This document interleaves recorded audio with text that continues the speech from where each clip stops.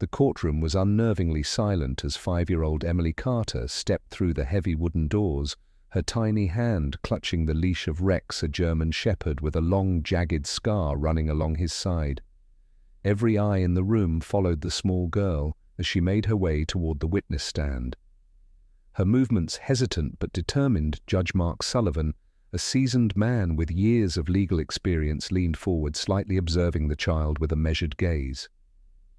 He knew that the weight of the entire case rested on her fragile shoulders.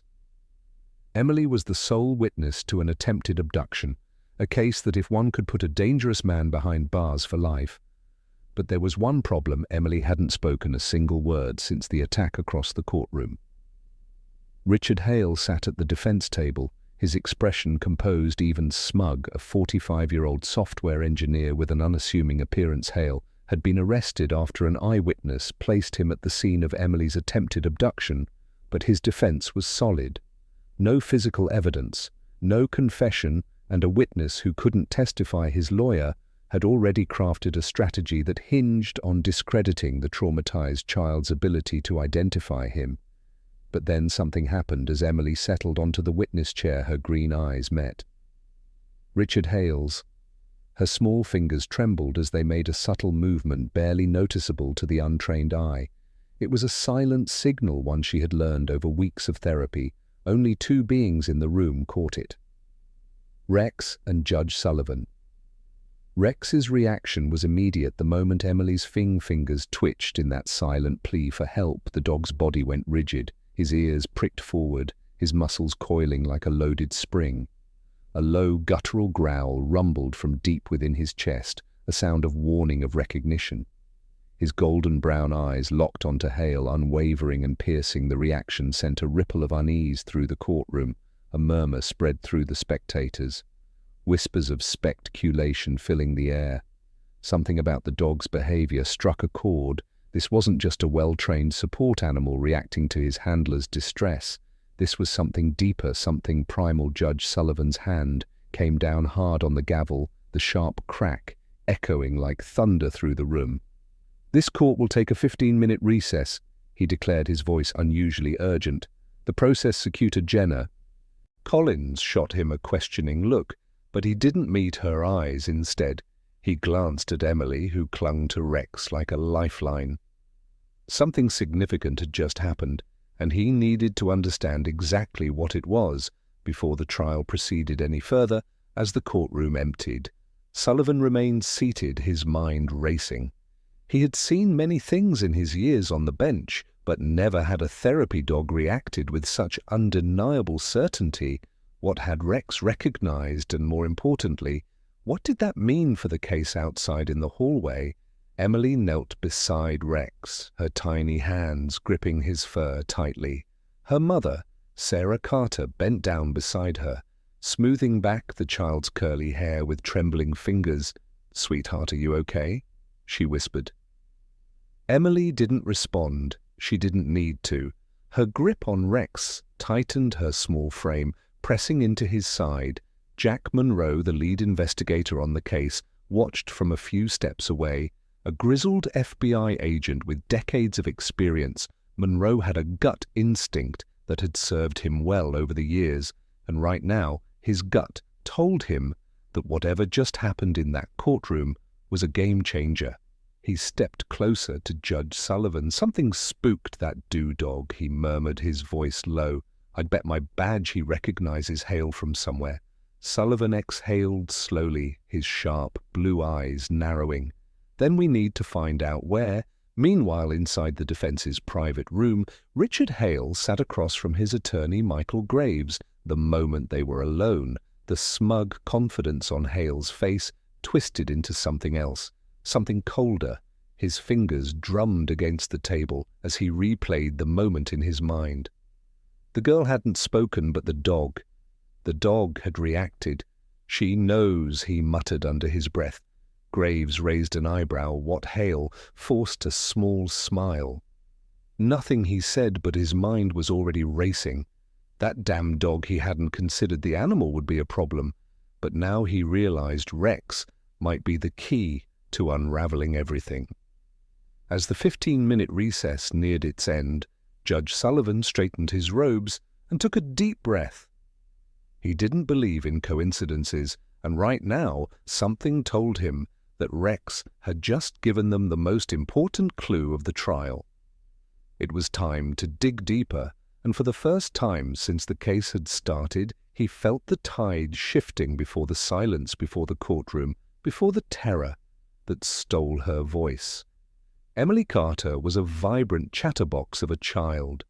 At 5 years old, she was the kind of girl who filled a room with endless stories, her bright blue eyes gleaming with curiosity and mischief. She loved fairy tales, stuffed animals, and the way her mother read bedtime stories with different voices for each character she had never known.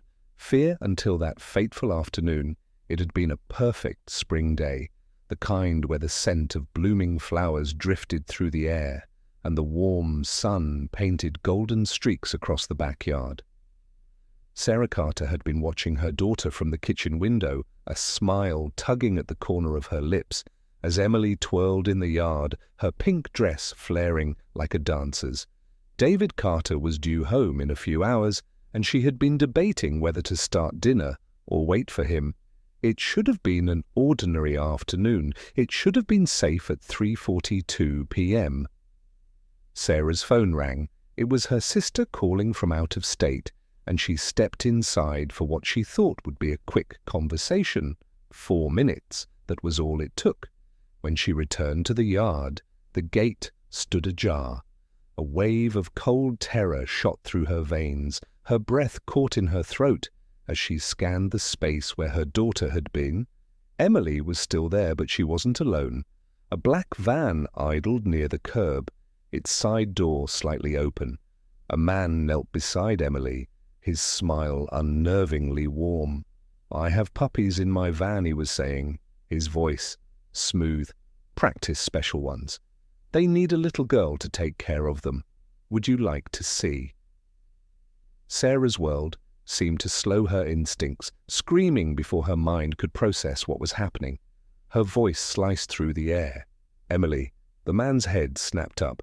His smile vanished, replaced by something sharp and calculating. In an instant he grabbed Emily's arm. Emily froze. She didn't scream, she didn't fight.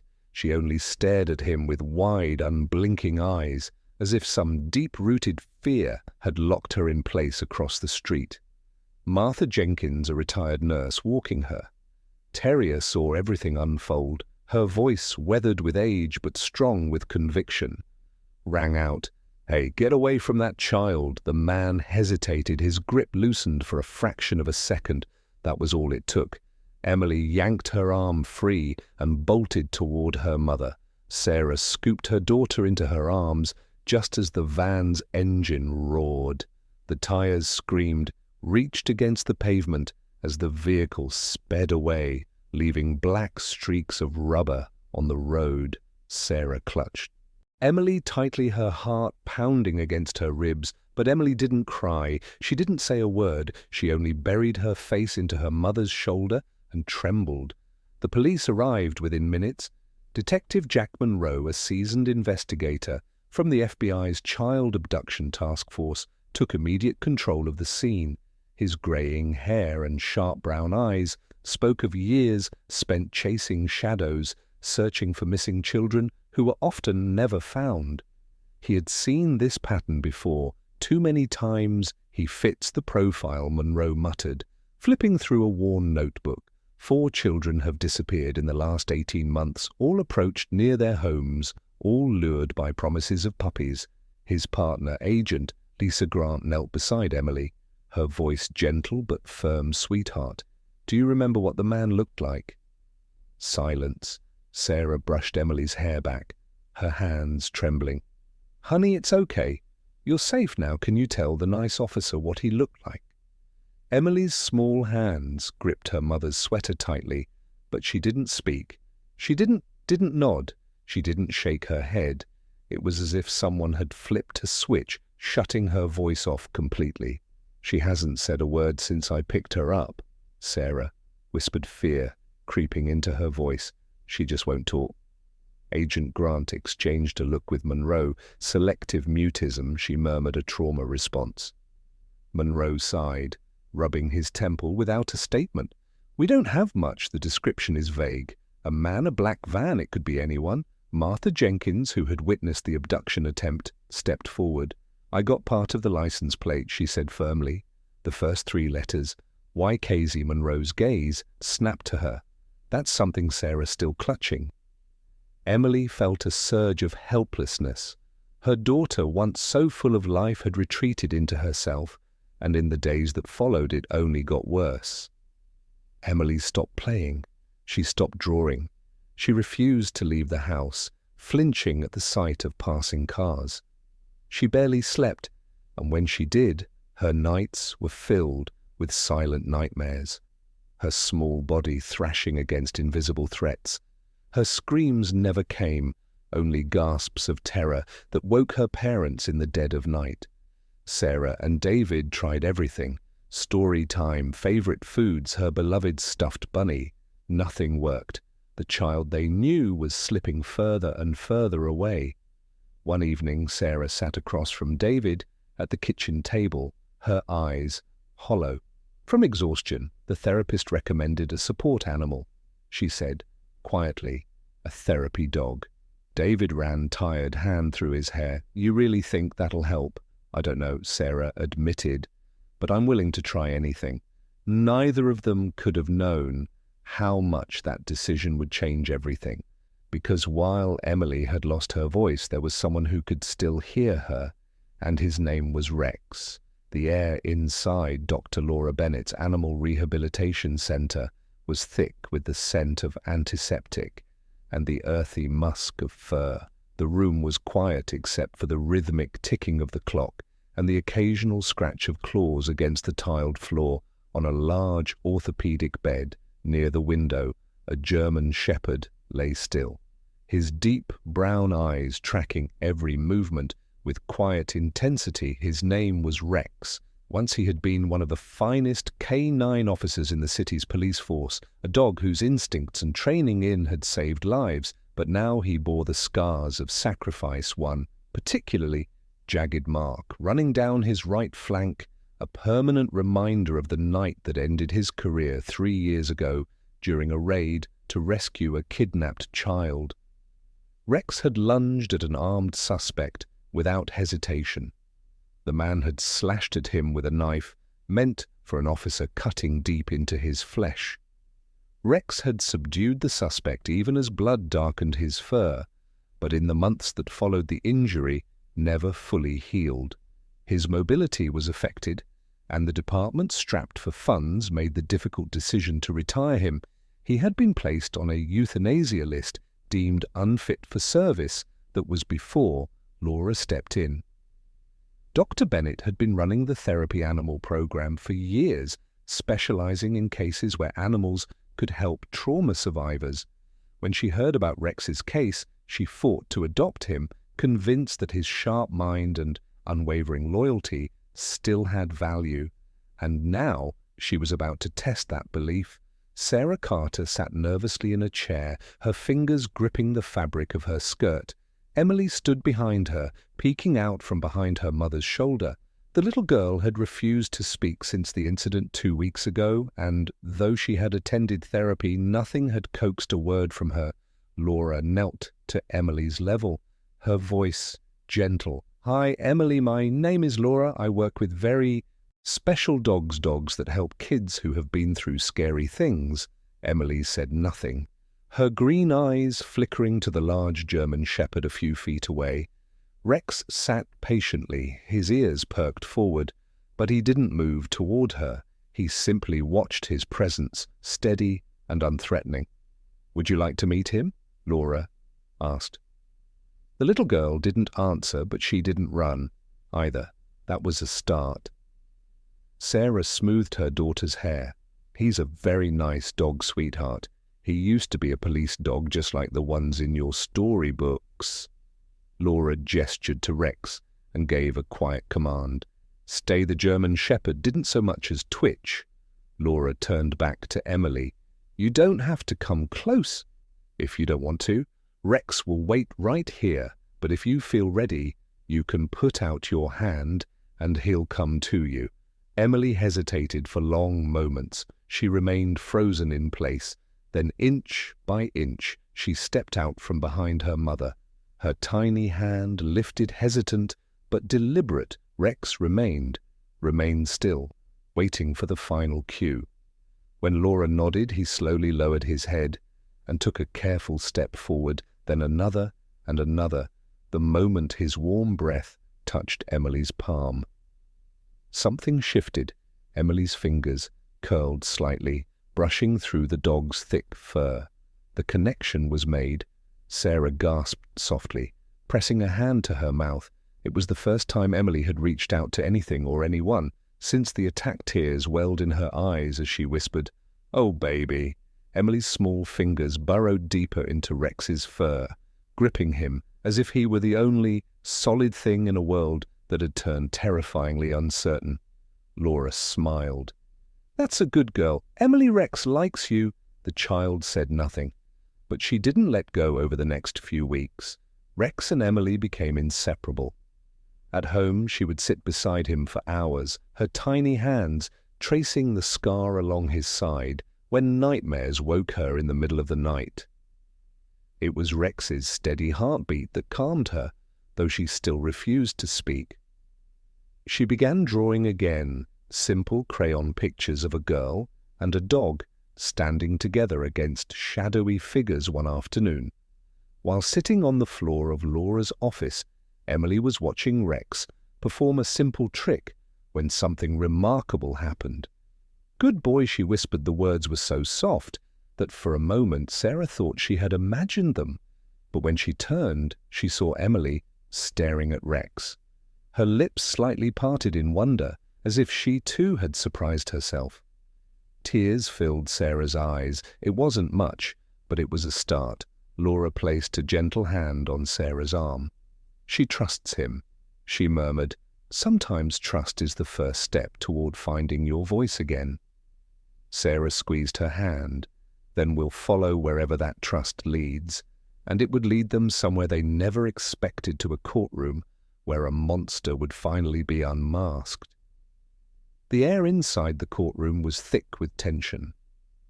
The seats in the gallery were filled with journalists, families, and legal observers, all watching with anticipation as one of the most high-profile trials in recent memory was about to begin. In the center of the room, the defendant, Richard Hale, sat beside his attorney, his expression unreadable. Despite the weight of the charges against him, he appeared disturbingly calm, his fingers tapping rhythmically against the polished wood of the defense table seated beside her mother.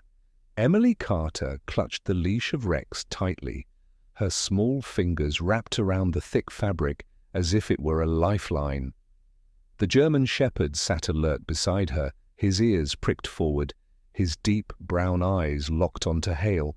Every so often his nose would twitch, as if he were scenting something familiar in the air. "All rise." The BFF's voice rang through the chamber as Judge Mark Sullivan entered his robe. Flowing behind him, he took his seat at the elevated bench, his sharp eyes scanning the room before settling briefly on Emily and Rex. He had already made a ruling allowing the therapy dog to be present, but he knew that decision was far from universally accepted. "Before we proceed with opening statements," Sullivan said, his deep voice measured and controlled, "the court will hear arguments regarding the presence of the support animal in these proceedings." Michael Graves, the defense attorney, rose smoothly from his seat and adjusted his tie. "Your Honor," he began, his tone polite but firm, "while we understand the prosecution's argument for emotional support, the presence of this animal is highly prejudicial. A large German shepherd in the courtroom may evoke an emotional response from the jury that would unfairly bias them against my client. We request that the dog be removed." During testimony, Jenna Collins, the lead prosecutor, stood immediately in response. "Your Honor, Emily Carter's 5 years old and a trauma survivor. She has been diagnosed with selective mutism as a result of her experience. Rex is not here as a spectacle. He is here as a medically necessary support animal. His presence allows Emily to participate in these proceedings without undue distress. Judge Sullivan sat back, his expression unreadable. I have already reviewed the documentation submitted by the child psychologist and the animal behaviorist. The dog remains a murmur spread through the courtroom, some in agreement, others grumbling under their breath. Graves pressed his lips together, displeased, but unwilling to argue further. He returned to his seat, shooting a quick glance at Hale, who remained eerily expressionless. The trial began in earnest. The prosecution painted a chilling picture of Hale's actions, a pattern of manipulation, deception, and predatory behavior, spanning years. Witnesses were called, including the elderly neighbor Martha Jenkins, who recounted the terrifying moment she saw Hale trying to lure Emily into his van. Her voice trembled as she described the way he had grabbed the child's arm before fleeing when confronted. Emily sat silently through it all, her small frame dwarfed by the large wooden chair. Her fingers occasionally flexed around the leash, but she never let go. Whenever the tension became too much, she would look down at Rex, who remained perfectly still, his quiet presence grounding her. Then it was time for her testimony. A hush fell over the courtroom as Emily was gently led to the witness stand. Sarah Carter walked with her, her protective gaze never leaving her daughter. She helped Emily into the seat before stepping away, though her every muscle was taut with the desire to scoop her daughter into her arms and take her far from this place. Jenna Collins approached carefully, her demeanor soft and warm. "Hi, Emily," she said, with a gentle smile. "I know this is a little scary, but remember, you don't have to say anything you don't want to. You can just nod or shake your head if you feel more comfortable.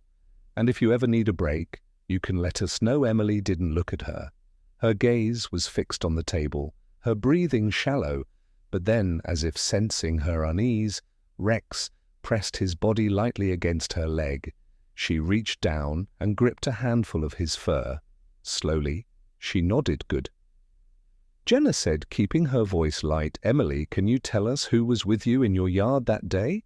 Emily hesitated. She didn't lift her head, but after a long moment she slowly raised her arm and pointed directly at Richard. Hale, the defendant's expression didn't change, but something flickered in his eyes, a brief, involuntary tightening of his jaw. Graves immediately stood. "Objection. The child has been repeatedly shown images of my client prior to trial. This identification is unreliable." Judge Sullivan held up a hand. Overruled. "The jury will determine the credibility of the witness," Jenna continued.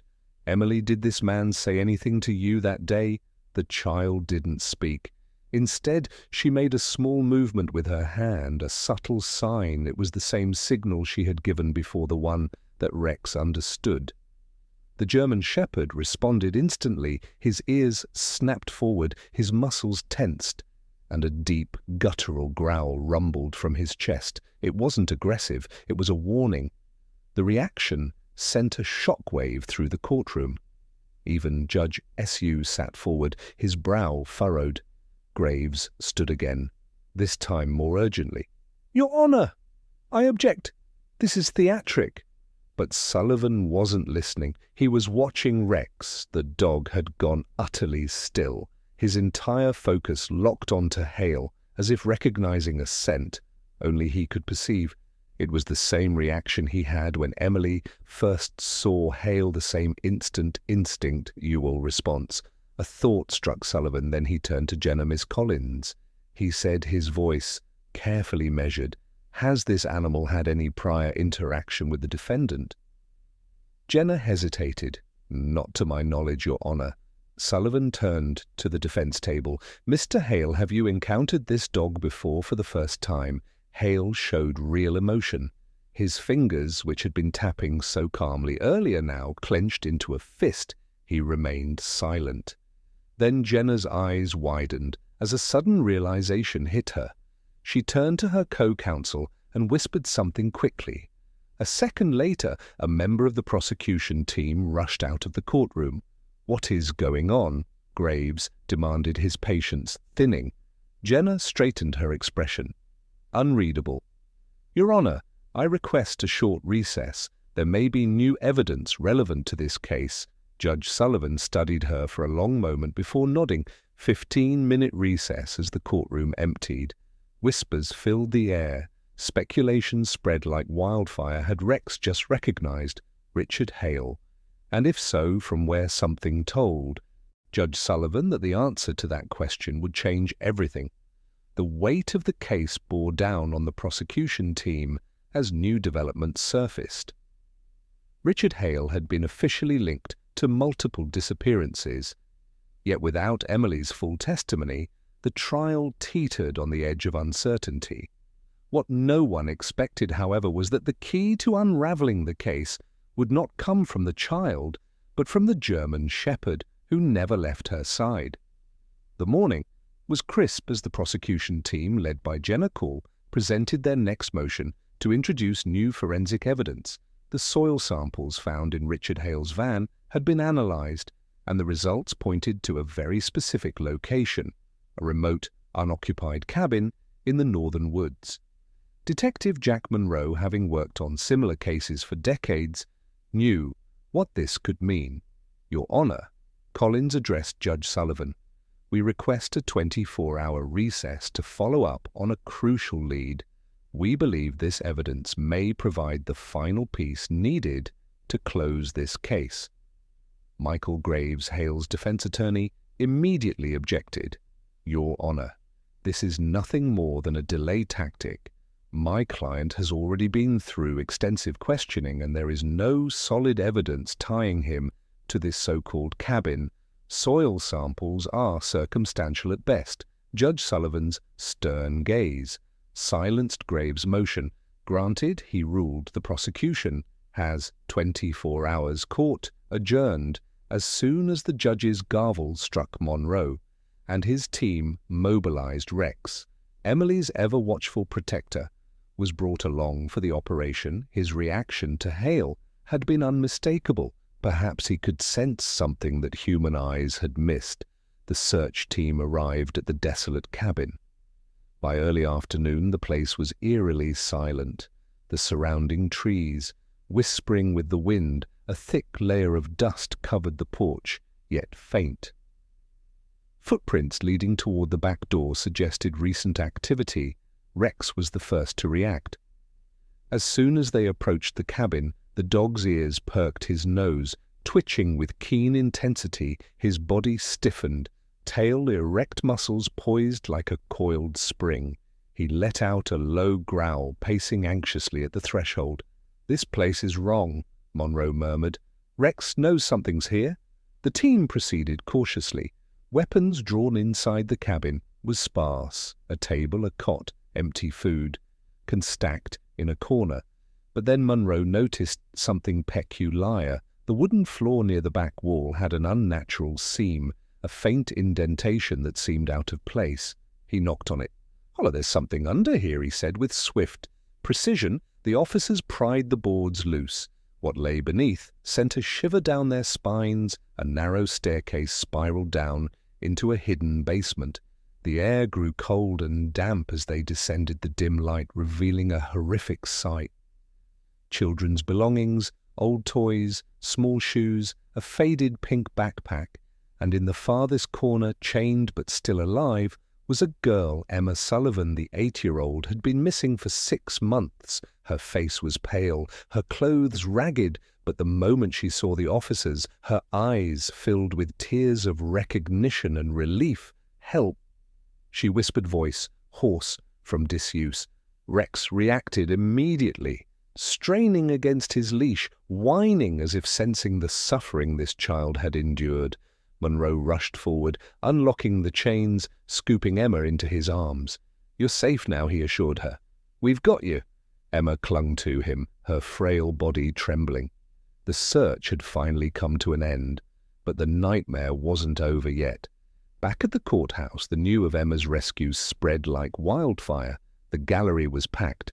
As Collins prepared for the final strike against Hale, the judge allowed Emma's discovery to be introduced as evidence, along with the soil sample linking the cabin to his vehicle.